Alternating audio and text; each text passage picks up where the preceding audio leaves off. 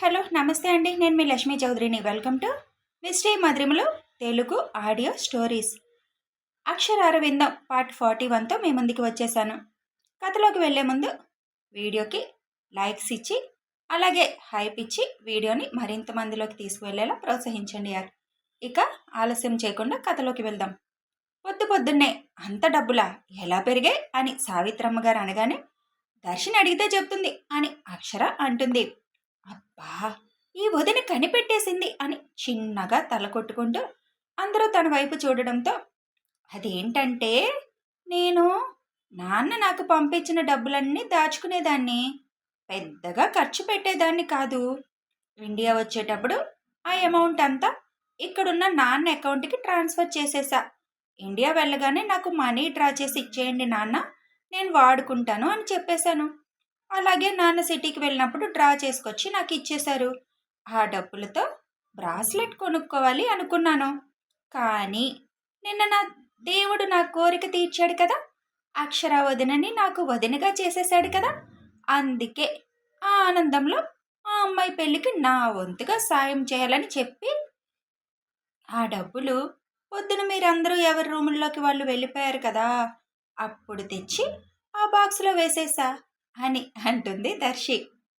ఎంత వేసావురా అడుగుతారు సావిత్రమ్మ. 1,50,000 వేసా. అయినా నువ్వెలా కనిపెట్టావు వదినా అని అడుగుతుంది దర్శి. నువ్వు వేసిన డబ్బులు కట్టలు నువ్వు వాడుతున్న పెర్ఫ్యూమ్ స్మెల్ వచ్చాయి. నువ్వు తప్ప ఆ పెర్ఫ్యూమ్ ఇక్కడ ఎవ్వరూ వాడరు, అలా తెలిసింది అని అంటుంది అక్షర. డబ్బులకి పెర్ఫ్యూమ్ స్మెల్ ఎందుకు వచ్చింది? పెర్ఫ్యూమ్ కొట్టావా ఏంటి డబ్బుల మీద అని అనీష్ వింతగా అడుగుతాడు. నిన్న సూట్ కేసులో బట్టలు స్మెల్ వస్తున్నట్లు అనిపిస్తుంటే పెర్ఫ్యూమ్ కొట్టా, అందులోనే డబ్బులు పెట్టా, అలా దొరికిపోయానా అంటుంది దర్శి. మొత్తానికి ధర్మ ఫ్యామిలీ ఎక్కువ ఇచ్చినట్టేగా, 5 లక్షల పైగా ఇచ్చారు అని అంటారు నాయుడు గారు. ఏం పర్లేదు, ఒక ఆడపిల్ల పెళ్ళికి ఇచ్చాం, అందుకేనేమో బంగారం లాంటి అక్షర మా కోడలైపోయింది అని అంటారు దేవి. ఆ మాటకి అక్షర మొహం తిప్పుకొని అక్కడి నుంచి తన రూముకి వెళ్ళిపోతుంది. మధ్యాహ్నం భోజనం చేసిన దగ్గర నుంచి సురేష్ వాళ్ళ ఫ్యామిలీ పూజని తీసుకొని సిటీలో ఉన్న వాళ్ళ బంధువులు ఇంటికి వెళ్ళిపోతారు. మళ్ళీ మీరు వెళ్ళేలోపు ఒకసారి వస్తానులే అని చెప్పేసి సుదర్శన్ గారు కూడా వెళ్ళిపోతారు. అనుకున్నట్లుగానే సాయంత్రం ఆ డబ్బులు తీసుకువెళ్ళి పెళ్లికూతురు తండ్రి చేతిలో ఆ అమౌంట్ పెట్టి, అరవింద్ చెప్పిన ఐడియా బాగుంది కాబట్టి అలాగే చేయమని చెబుతుంది అక్షర. ఆ అమౌంట్ని శేషు గారి చేతిలో పెట్టి, మీ దగ్గరే ఉంచండి, నా దగ్గరున్న దగ్గర నుంచి ఏదో ఒక ఖర్చు అవుతుంది. అక్షరమ్మ చెప్పినట్టు చిన్న పాప పేరు మీద ఫిక్స్డ్ చేసి మిగిలింది పెళ్లి టైంకి నాకు ఇవ్వండి చాలు అని పెళ్లి కూతురు తండ్రి చెబుతారు. అక్షర చేతులు పట్టుకొని, చాలా థ్యాంక్స్ అమ్మా, చిన్నదాని అయిపోయావు, లేకపోతే చేతులెత్తి నమస్కారం పెట్టేవాడిని.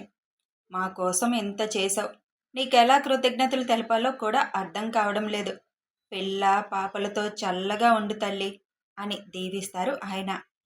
ఏదో నాకు తోచింది చేశాను, దానికి అందరూ బాగా స్పందించారు కాబట్టే అంత ఎక్కువ వచ్చింది. ఇక మీరు ఏ టెన్షన్ పెట్టుకోకుండా సంతోషంగా ఉండండి అని చెప్పి అక్కడి నుంచి వచ్చేస్తుంది అక్షర. తర్వాత రోజు అరవింద్ ప్రయాణానికి రెడీ అవుతుండగా అక్షర వచ్చి డోర్ కొడుతుంది. లగేజ్ ప్యాక్ చేసుకుంటూ తలుపు తీసే ఉండడంతో డోర్ సౌండ్కి అటువైపు చూసిన అరవింద్ గుమ్మంలో నిలబడ్డ అక్షరని చూసి, ఏంటి అక్షుపక్షి ఎలా వచ్చావు అని అడుగుతాడు.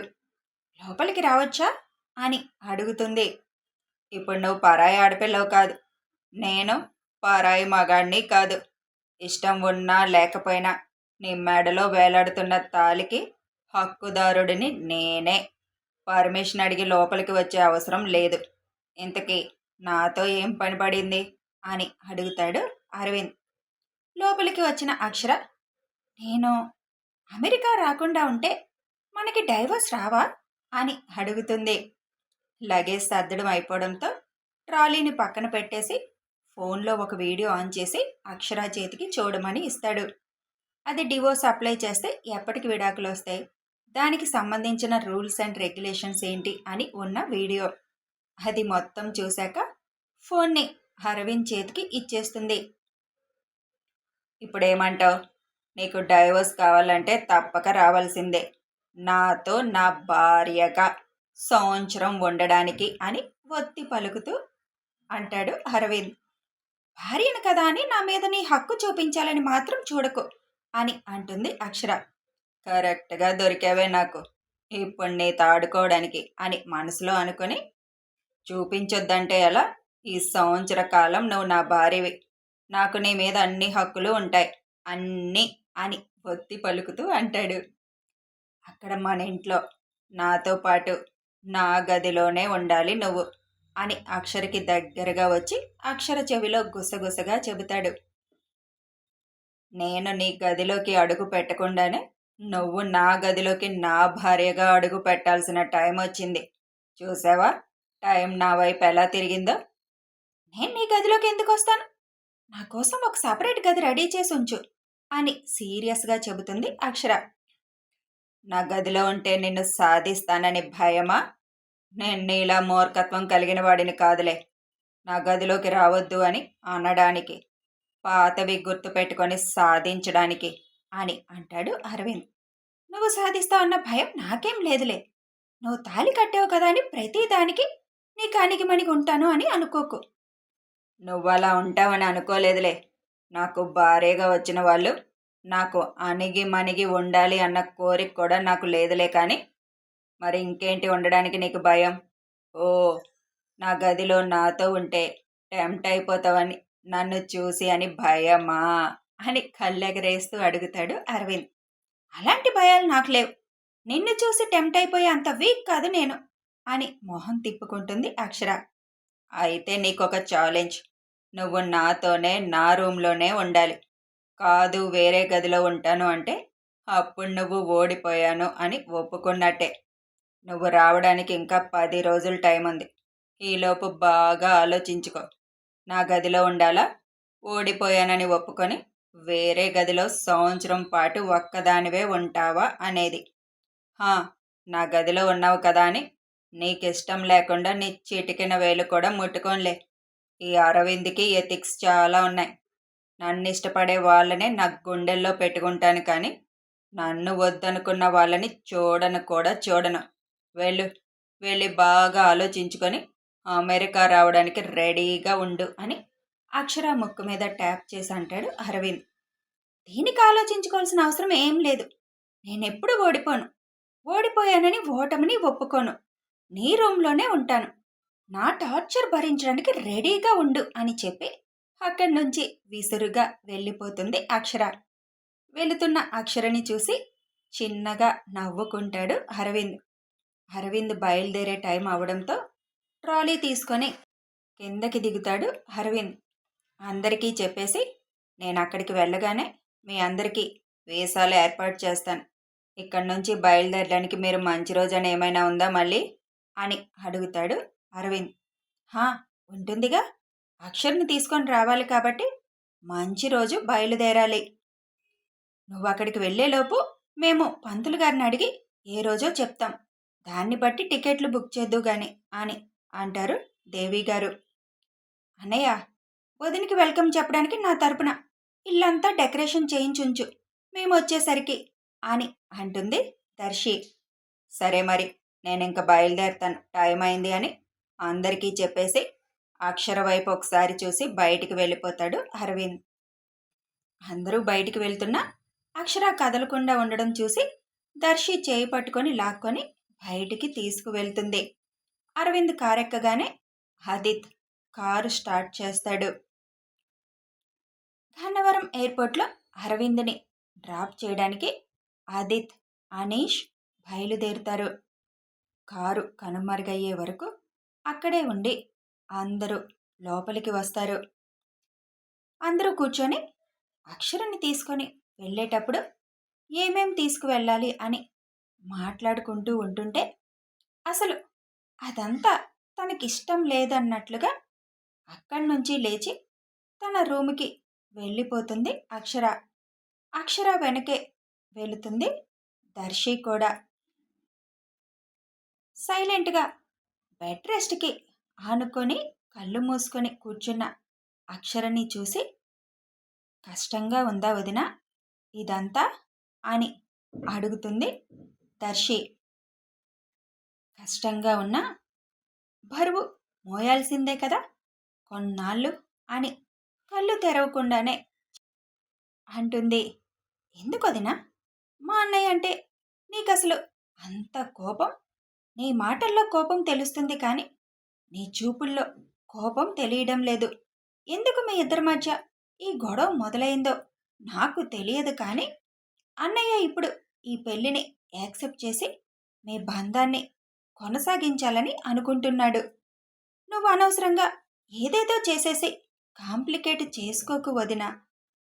మా అన్నయ్య అని కాదు కానీ అన్నయ్య లాంటి వ్యక్తి భర్తగా దొరకాలంటే చాలా అదృష్టం ఉండాలి వదినా. దేవుడు నీకు అదృష్టాన్ని ఇచ్చాడు.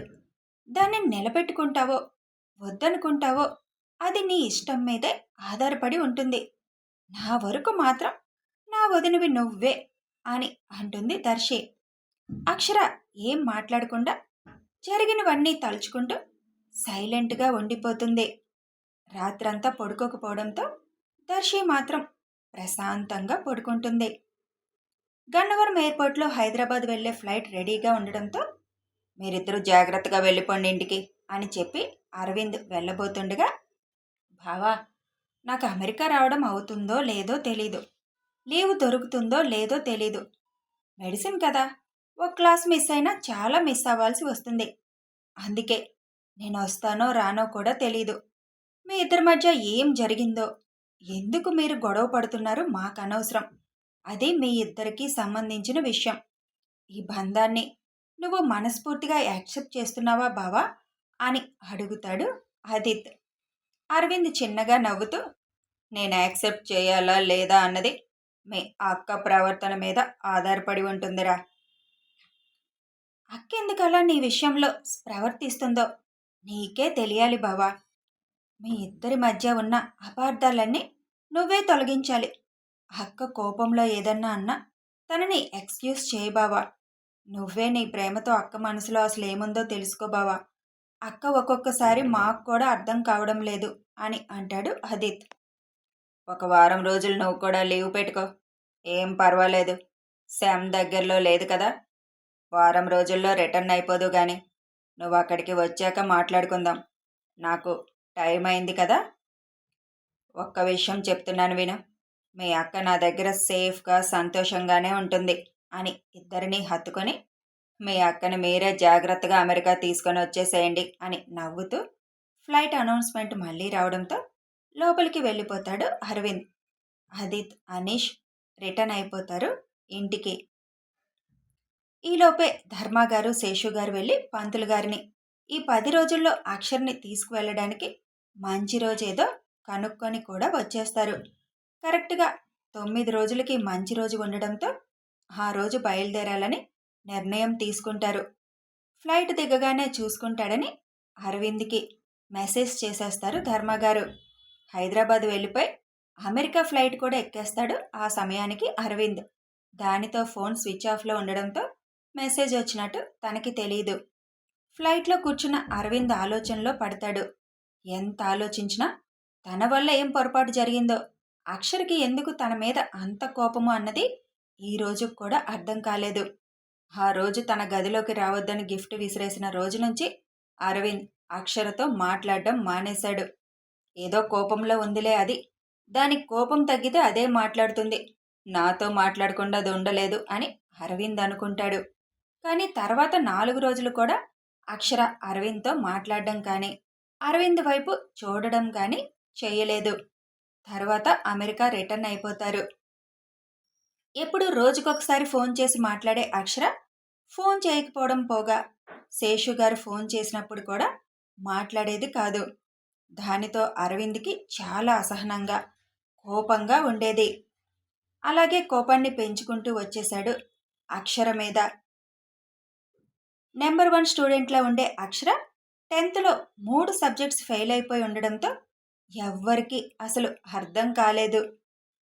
అది విన్న అరవింద్‌కైతే కొంచెం షాక్‌గానే అనిపిస్తుంది. నైన్త్ క్లాస్ వరకు బ్రైట్ స్టూడెంట్‌గా ఉన్న అక్షర 3 సబ్జెక్ట్స్ ఉండిపోవడం ఏంటి అని ఆలోచిస్తాడు.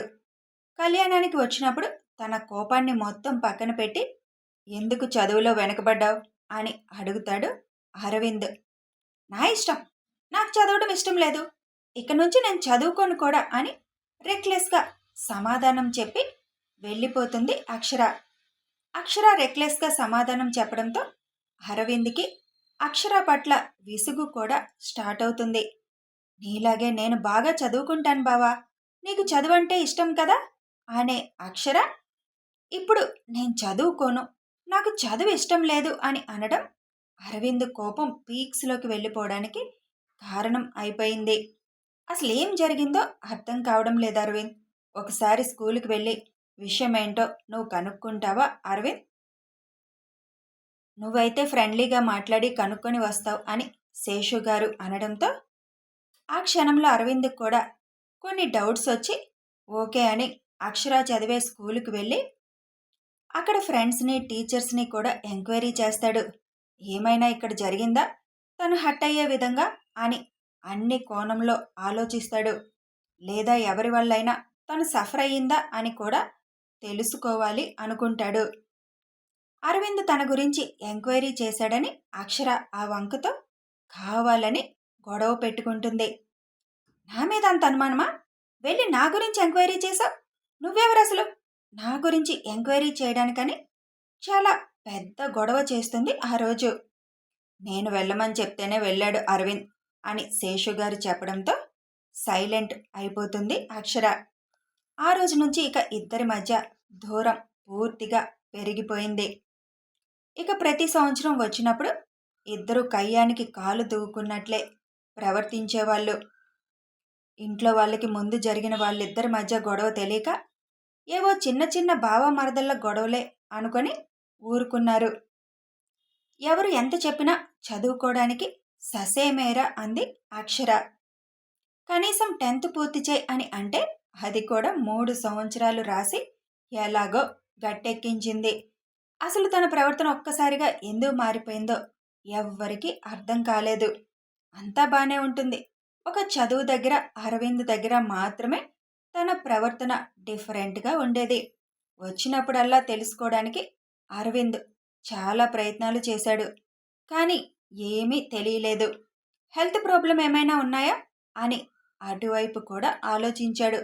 కానీ తనకెప్పుడు బాగోకపోవడం కానీ హాస్పిటల్కి వెళ్ళడం కానీ జరగకపోవడంతో అది కాదని మరి ఇంకేం జరిగి ఉంటుంది అని ఆ రోజు నుంచి ఈ రోజుకి కూడా ఆలోచిస్తూనే ఉన్నాడు.